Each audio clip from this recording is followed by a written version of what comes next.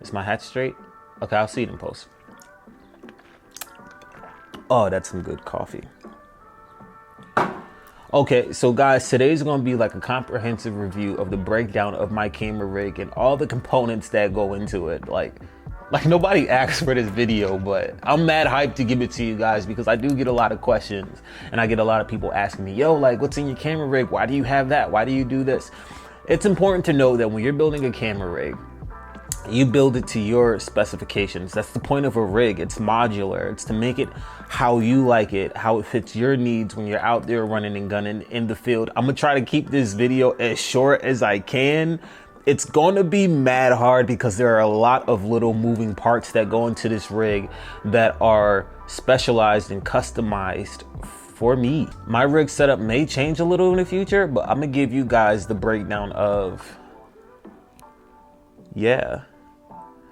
my Ronin S rig with the small HD follow focus. We'll get into all of that stuff, all the specifications, but I'm gonna give you guys an overall comprehensive breakdown of everything that goes into this rig, every single piece that makes this up. Why is it there? How does it work? What's it do? I'm gonna give you guys the prices so you know that building this rig out isn't going to be cheap. Now, I built this up over, throughout my videography career over like time. I personally, if I were starting out, I would not start with something like this. I just wouldn't start with something like this. I would get a Canon or a Sony and I would stick to like that brand and I would master that brand. And that's kind of what I would go off of. It took me a while to build up to this. So I'm gonna break this shit down for you guys, all its little moving parts, all its accessories and attachments. And I'm gonna show you guys why this rig is perfect for me. And bonus, I'll be balancing this for you. I'll show you guys exactly how to balance this. And hopefully this review doesn't take that long. But yo, let's get into it. Now, all of this right here, for the most part, is what goes into building my camera rig that I just showed you guys. So I'm gonna assemble the whole thing from start to finish, show you guys what goes into it, how to balance the stabilizer, and get filming. And maybe if you guys want, you can copy this same exact setup. Again, this isn't something that I recommend just starting out. There are a lot of other options out there that are a lot cheaper, but I think this came in at a little over $6,000. Maybe, a little over $6,000. And again, I worked hard for this. I accumulated up to that point. I worked my ass off to get a lot of this stuff, even though it may not seem like much to some creators out there and a lot of people, but for me, this was a big jump because I came from a Sony a6000. So let's get into what goes into building this rig. I'm going to identify all these parts for you, then I'm going to start building. So this, as you guys know, this combined with this is the Ronin S. This isn't the Ronin SC. This isn't the Crane. This is from a company called Ronin. They're by DJI and they specialize in making drones and stabilizers. So this is the Ronin S. I think that this can carry a payload or a camera load up to, I want to say 10 pounds, maybe a little over 8 pounds. And I think my camera comes in at exactly 8 pounds with all the attachments on it. So this was perfect for me. This is a lens mount. That way you're not putting too much stress on your lens. It kind of holds your lens up. This is an important piece. We'll get into that later. You'll see how that works. I'll put that off to the side. This is my go-to lens right here. This is the Canon 16 to 35 millimeter f2.8 aperture. It has the autofocus and the manual switch right here. Great lens, but it is heavy, so that's going to add to the weight of your overall stabilizer. So keep that in mind when you're out there trying to build yours. These are the Peter McKinnon variable ND filters. I keep a clear ND filter on mine. You guys won't be able to see it that well, but there's a clear piece of glass over here. You can see the gold ring. This is from a company called Polar Pro. I don't recommend putting a UV glass over your lens because you don't want to put like cheap glass in front of like very expensive glass because it could distort your image. However, Polar Pro makes their glass out of quartz and it's very clear. This was actually kind of expensive. This came in at a little over $150 with taxes. It came to about $170. So just keep that in mind. I just have that on there to protect the lens. Nothing more, nothing less. It does cut out UV rays and stuff like that, but you know, I don't really see that when I'm filming. So the Ronin S comes in at $559. I think after taxes, shipping and all that, it came to a little over $600. So that's the price for that right there. This is kind of the meat and potatoes of the whole rig. This is the Canon EOS R. This camera came to $1,800 plus. In order to use this EF lens, you have to buy the RF to EF adapter. So this goes on here like this. This came to about $200. So $200 plus $2,000, $200 plus $1,800. That's $2,000 right there. This right here is another variable ND. This is from Polar Pro as well. This is the 6 to 9 stop Peter McKinnon edition variable ND filter. This comes in at $300, and this is absolutely imperative, very important that you own one of these if you want to shoot with a wide open aperture and you want to get the full use out of your lens. You want to keep that good background blur without cranking up your shutter, so that way it's not as dark. You can be shooting on an absolutely sunny day with this, still keep your aperture at 2.8, and your footage will look buttery smooth every time. This is a very, very important part of my camera filmmaking kit.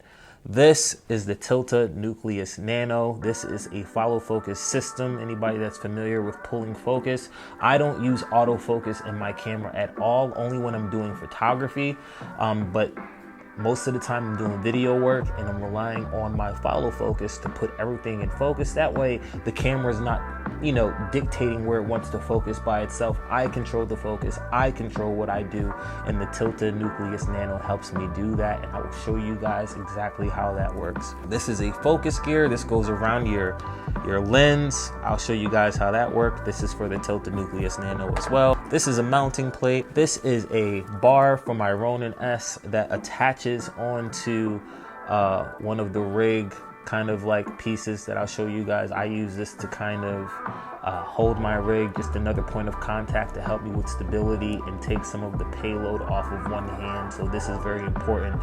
This came in at about 90 bucks after shipping and handling. You might as well just round it to $100. This is the gear to the Tilta Nucleus Nano. So this is going to go into here like this, and it's going to allow you to control the focus on your lens.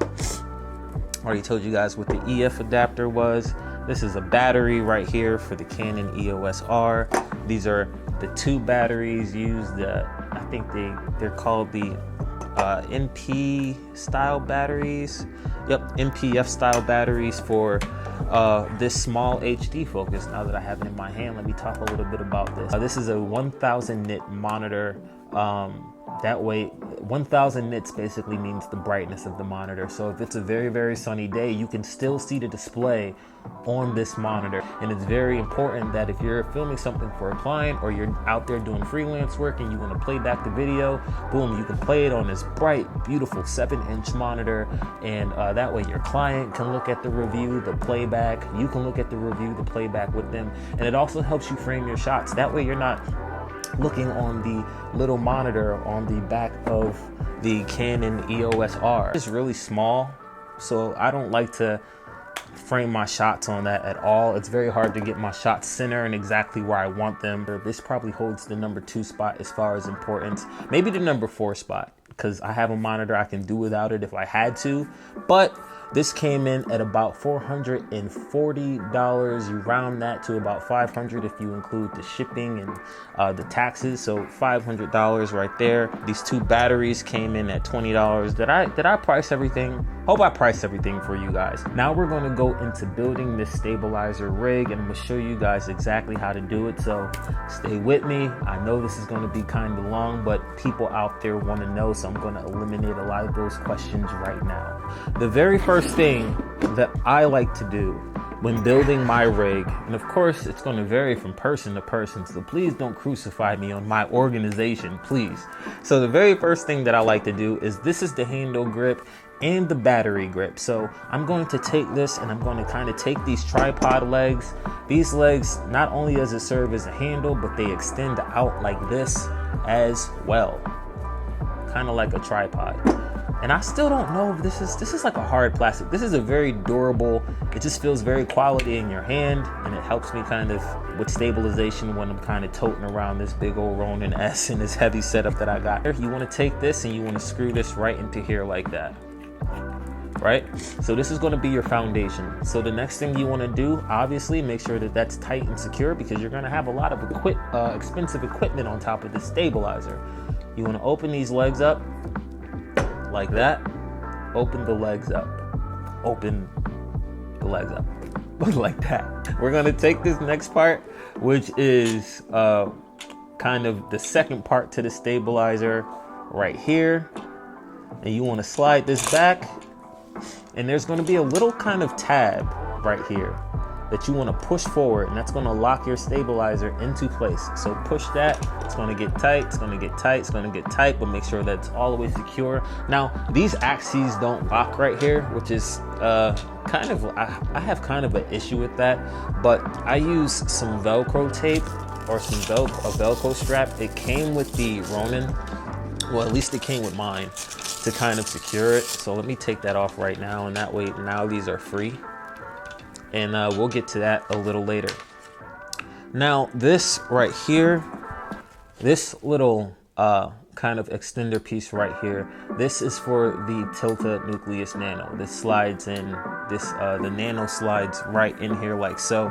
Now, this is an off-brand part from Small Rig. It's a company called Small Rig. They specialize in making modular pieces for their rigs and for their cages. I recommend this one if you're going to use this to kind of mount your monitor, and I'll show you guys in a second.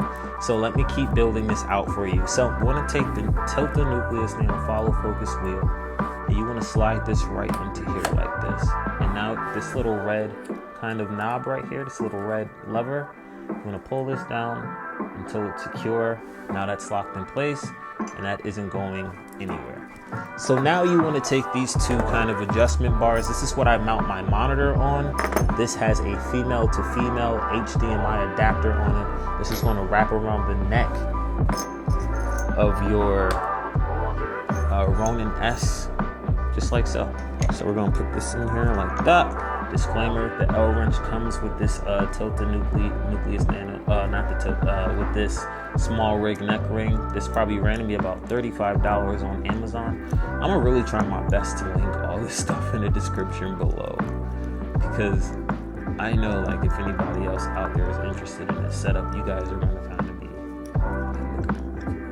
but while I'm screwing this in, like, we can have a little conversation, you know? Like, I would never say, like, you absolutely need like the best equipment to be a creator. I know people that make like banger videos on their iPhone. You know what I mean? It's just a lot of it just comes down to your creativity. Like, I worked up to like getting this rig. Like, it took me a long time. Like, I upgraded from the Sony a6000. So like, I know that the Canon EOS R gets like a lot of like backlash and people talk a lot of shit about it, but you gotta understand that like the camera that I came from, like, you know, because people talk about like the Canon's 1.7 crop and all that stuff, or 1.8 crop, whatever it is. And like, for me, that's not a huge problem because I shoot wide anyway. You know, the 16 to 35 millimeter lens on the 1.7 crop basically gives me like a 28, 29 to 60 millimeter lens, which 28 millimeters is still actually pretty wide for the kind of work that I like doing. I mean, okay, I feel like that's pretty sturdy. The Tilta Nucleus Nano follow focus handle, pull focus handle is installed. Now the next thing you're going to want to do is get one of these like extender pieces. Now the reason that this is on here is to make sure that the monitor clears this axis right here, clears this arm. So I went ahead and bought this extender that brings the monitor out just far enough that it clears this bar without it touching, without it hitting. That's very, very important. This female to female adapter, I'll go more into depth on what this is for in a little bit as soon as I install the monitor. So let's go ahead and get that installed right now. This little arm right here was like fucking $80. I don't know why Small HD didn't just include this arm inside the box. You gotta order it separately, which I don't know why. The monitor comes by itself. It came with no batteries or nothing. So let's go ahead and connect this arm. You're gonna slide this right into the cold shoe mount, like so. Let me turn this way. So you're gonna slide this arm right into the cold shoe mount, just like that. You're gonna wanna tighten that, make sure that it's nice and snug and that it's not moving. Ugh. Okay, that's not going anywhere.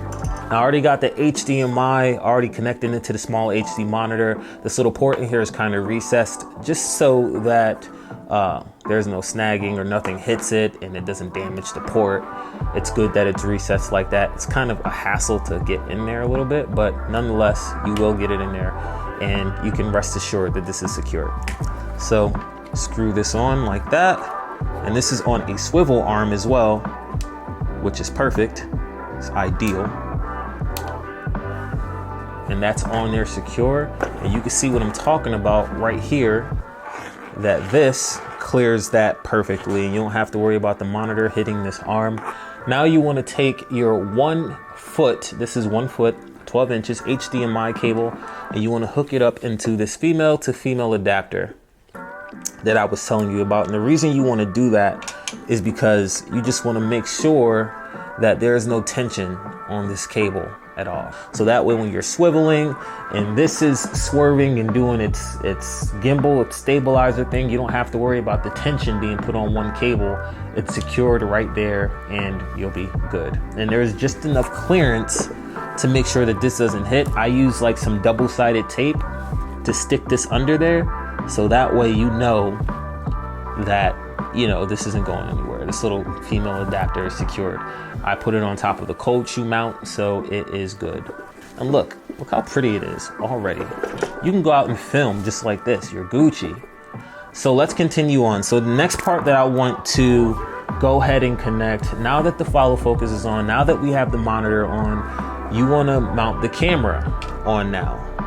Let's mount the camera. That way everything else will kind of just fall into place. Now, Tilta, the follow focus from Tilta comes with this mounting plate. You're going to want to put this on the camera first, and it has a L style wrench that they supply. It's right here.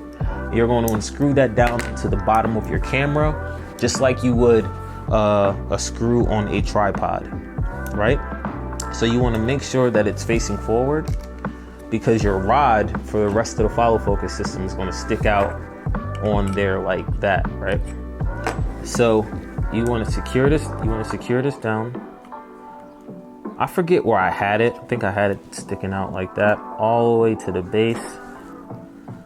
And you just want to screw this down like that. Take your time when putting your equipment together. I know you in a rush. I know you want to get out there and start shooting. But baby, take your time, baby.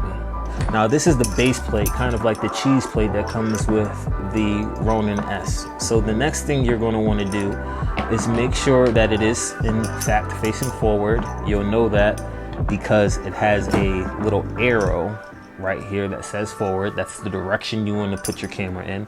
And now you want to take this and you want to connect it to the bottom of the base plate that we just installed from the Tilta Nucleus Nano. So take this, line them up. The plate that we just installed, you're going to want to use 2 screws. The plate that we just installed has 2 places to put a screw into.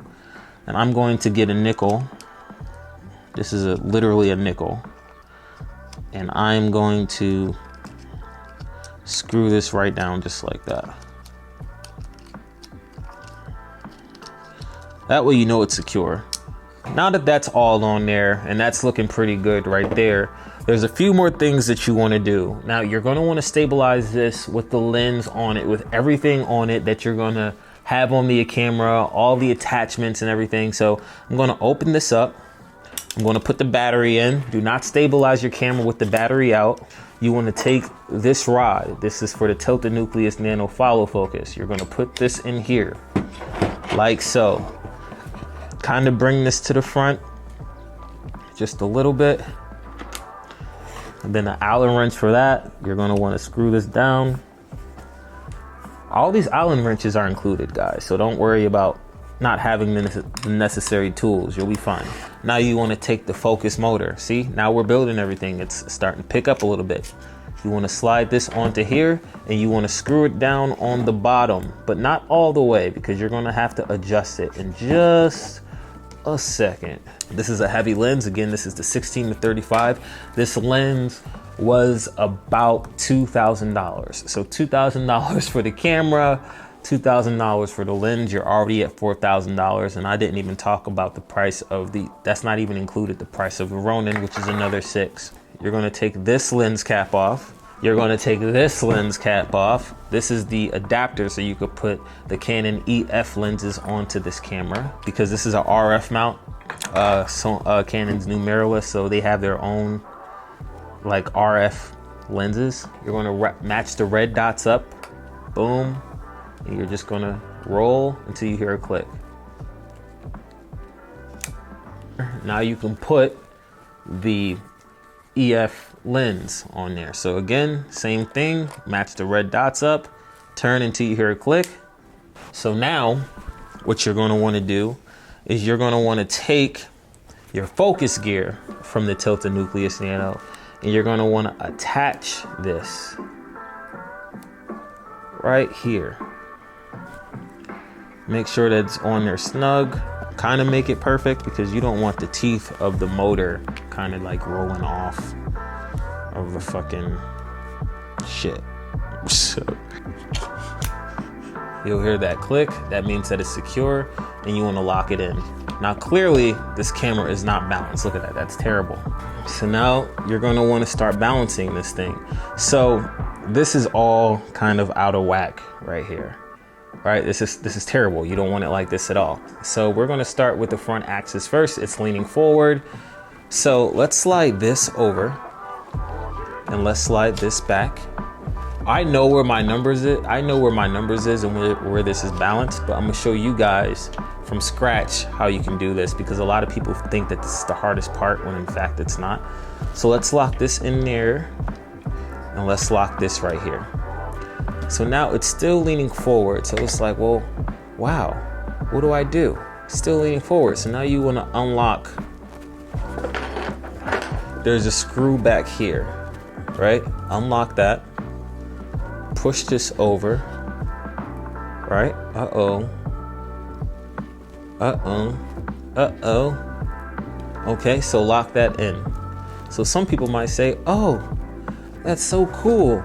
Like it's balanced now or it's getting there, but nope, not really, because with these things you want to make sure that, see how you want to make sure that this stands up like this by itself without touching.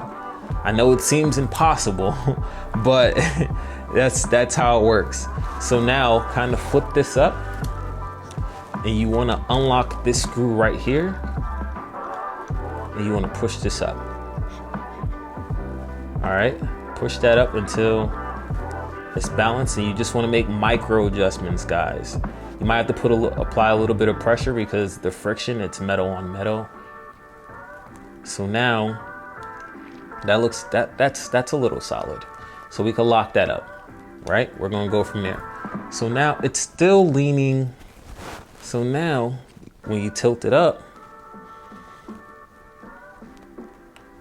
it's still leaning a little bit. So let's push this over, slide this back, micro adjust. It's too far. So if it's leaning back like that, you do what? You push it forward just a little bit. I know some people might be looking at this shit like, yo, that just seems like a lot. Now it's leaning too forward. But it's not, man. It's actually like relaxing, kind of, for me at least. Still tilting forward. Okay, now this seems a little more solid. It's staying that way by itself. It's let me see. Yeah, it's staying that way by itself. It's pretty solid. Yeah, that's pretty good. So now you want to make sure that the pan, this pan left and right axis, make sure that that's fine. So when you turn this, when you tilt it, it should kind of want to stay center, right? It shouldn't be flopping all over the place. You don't want it like going way over here, going way over here. You kind of just want it to make like a small swivel, which it's not. That's actually really, really good. So, guys, actually that's actually pretty solid. What do you think? Leave in a comment below. Now you want to take these teeth, like I said earlier, you want to unloosen this. And now all you want to do is join these teeth to the focus ring like so. And now you want to tighten it up. So now you have your follow focus system installed like so, right? So now, last piece, you want to take this handle. This is my support grip. I'm screwing this the wrong way because I'm a goof.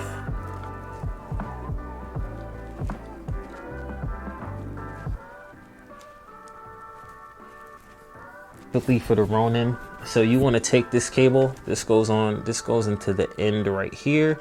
We might have to recalibrate the balance for this, and you want to plug it into the type C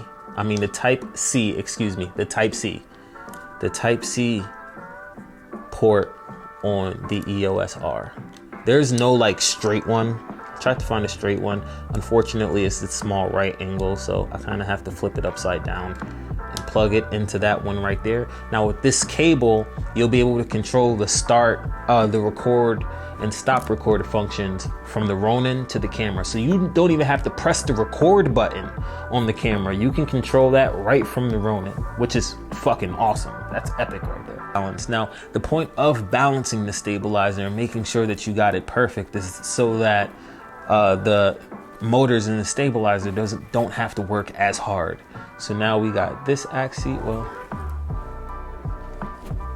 let me slide this band over. Okay, so now we got this axis right here. That's good. We got this tilt axis up here. That's good. Turn it to its side.